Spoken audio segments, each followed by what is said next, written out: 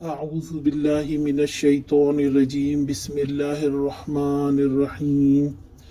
ثم بدا لهم من بعد ما رأوا الآيات ليسجننه حتى حين۔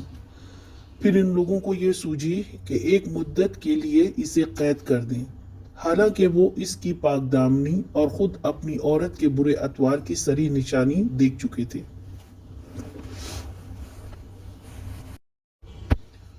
اب اہل مصر والوں پہ یہ بات پوری طرح کھل گئی، اور اس بات کو خود اس عورت نے پھیلائی کہ وہ مجبور ہو گئی تھی۔ یوسف علیہ السلام کے حسن سے متاثر ہو کر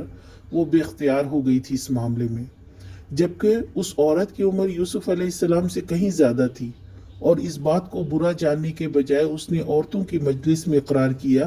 کہ یہ تو بچ نکلا، ورنہ میں نے تو قابو کر لینا تھا۔ مصر کے معاشرے میں مخلوط میل جول کا رواج اس وقت بھی عام تھا، اور برائی کا عالم یہ تھا کہ ایک عورت مرد کو خود دعوت دے رہی تھی اور سرعام اس کی تشہیر بھی کر رہی تھی۔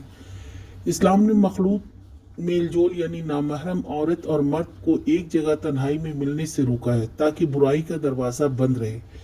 لیکن جہاں ماڈرن اور لبرل ماحول کے نام پر اس طرح کے واقعات ہوتے ہیں وہاں ان کو برا نہیں سمجھا جاتا۔